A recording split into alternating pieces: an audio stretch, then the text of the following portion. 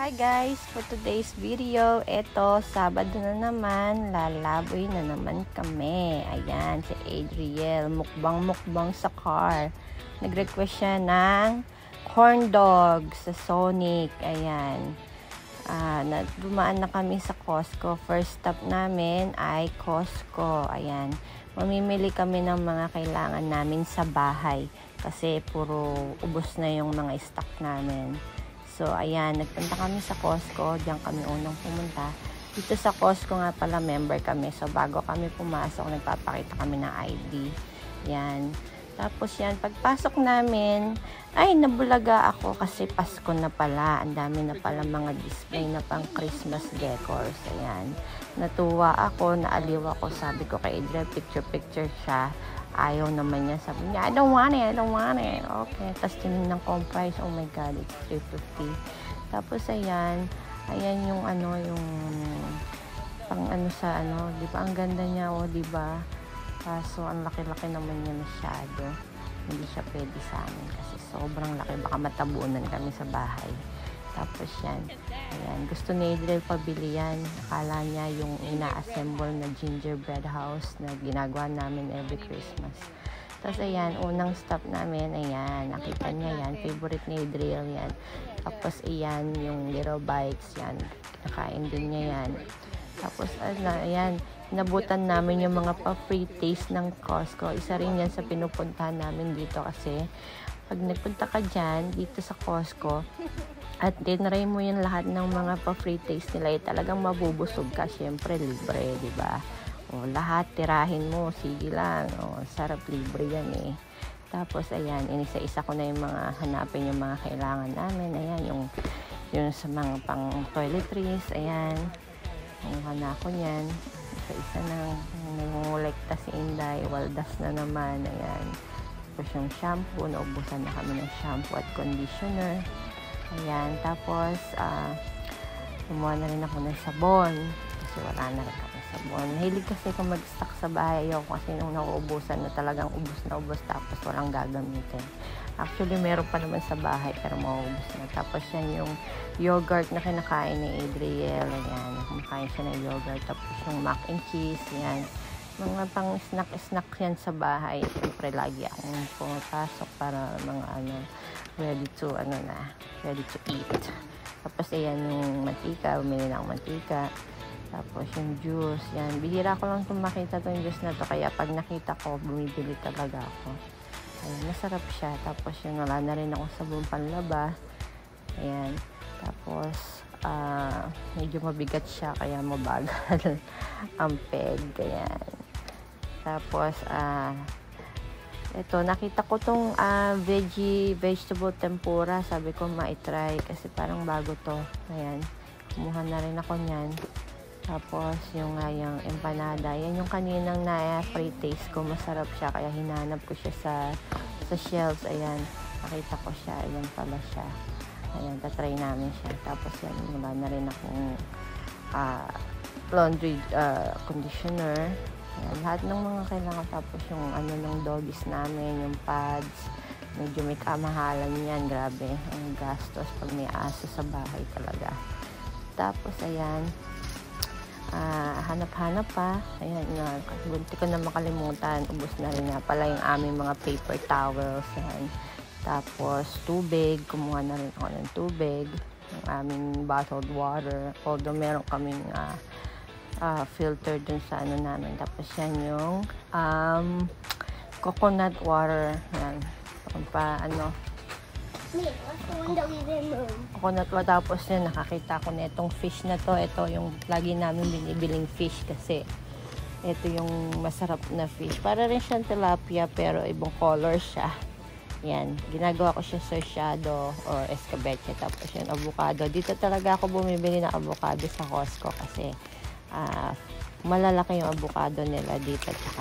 Tapos ayan, nakakita ako na itong mga bell peppers, magkakaldereta kasi ako. Tapos yung lemon, dito rin ako bumibili ng lemon kasi marami silang ng lemon. Ayan, mura lang yung lemon yan. Siguro mga $6 lang yan. Marami. Malakas kami sa lemon kasi ginagawa ko namin juice. Tapos yung bawang din, dito rin ako bumibili ng bawang kasi mahal na bawang ngayon. Kasi ayan, nagbayad na ako. Ayan, nihintay ko na lang matapos. Ayan na nga, dito ganyan magbayad. Silang nag-aano, kasi hintayin mo lang. Tapos, ayan na. Hintay ko na lang. Ayan na yung resibo. Ayan, grabe. Grabe. Magkano binayaran ko. Waldas-waldas na naman ng dollars. Ayan. Tapos yan. After nan, umalis na kami. Kasi wala kaming balak kumain ng hotdog dyan. Sa iba kami kakain. Tapos ayan, hinahanap na namin yung aming car dito sa parking lot. Lagi kaming naliligaw kasi ang dami namin kaparehas na car. So ayan, sige, bye! So, yan. Next stop naman namin, after namin mag-Costco, dumiretso kami dito sa Food for Less. Kasi yung mga hindi namin nabili sa Costco, dito namin bibilin sa Food for Less. Ayan, kasi merong mga mahal sa Costco, merong mura, meron mahal sa Food for Less, meron din mura. So, pinifigure out ko kung ano yung mga, pwede.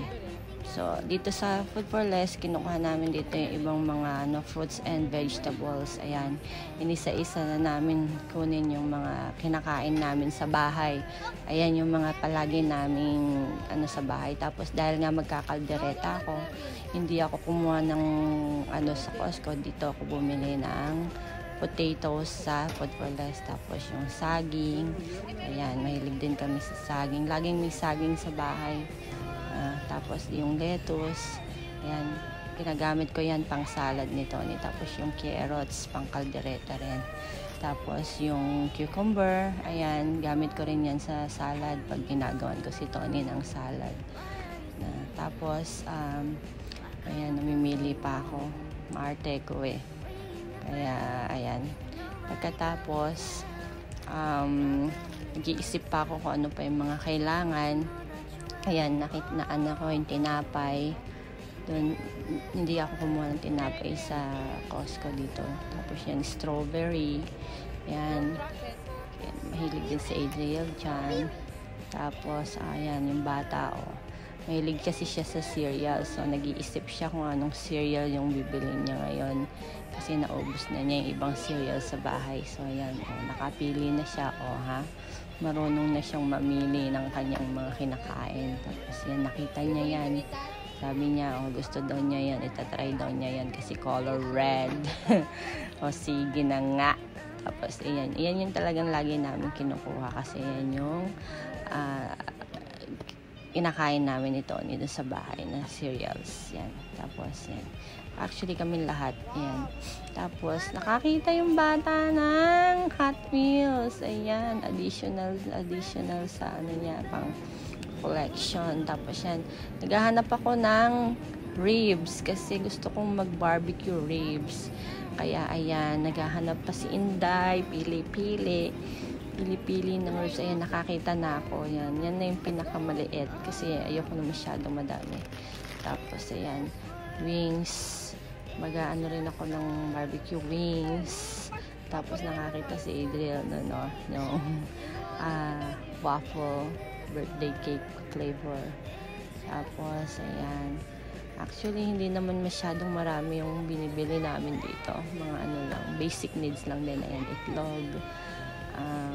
Tapos butter, medyo naubusan na kami ng butter pag nag-bake si Adriel, yan, kailangan niya yan. Tapos cheese, ayan, cheese, lagi rin kami may cheese sa bahay. Ang kinukuha ko is mozzarella cheese para pagka nag-aano kami ng mga kasi maganda siya pag nag-melt. Yun ang pinaka pagka nagbe-bake tapos yan, pie crust kasi may binabalak akong gawin. Tapos yung juice, lagi rin kami may ganyan, pineapple juice sa bahay. Hindi ako nagtatanggal ng pineapple juice sa bahay. Tapos yan yung apple juice ni Adriel, mahilig siya sa apple juice. Yan, ayan yung pangbatang apple juice, moth. Tapos ano pa ba, yun yung pancake. Ayan, mahilig din sa bahay sa pancake. Ano pa ba, iisip pa ako. Actually, yun lang. Tapos nagbayad na ako. Tapos ayan na nga. Si Tony tsaka si Adriel nasa car na. Iniintay lang nila ako doon. Kasi nauna na sila. Ayan, ginabi na kami. Ayan. Ayan. Pauwi na kami dyan. Ay, hindi pa pala. Dadaan pa kami sa Jewel Osco. Kasi gatas ni Adriel.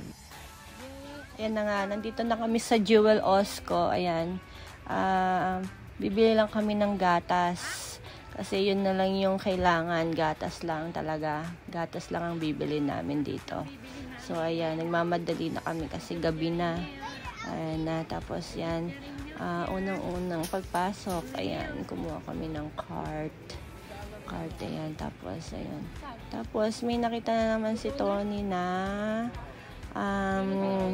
grapes. Ibang klaseng grapes daw yan. Kaya, ayun, bubili na naman kami ng grapes. Tapos, ayan na nga yung gatas ni Adriel. Tapos, dagdag pa ulit ako ng lemon kasi baka kulangin yung lemon namin. Lagi kasi kung may lemon sa bahay. Tapos, yan, nag-self-checkout na lang kami kasi nga, yan lang naman yung binili namin. Konti lang talaga. Yan lang talaga yung pinunta namin dito sa Jewel Osco kasi gabi na nga. Tapos, ayan, nagbayad kami. Ayan.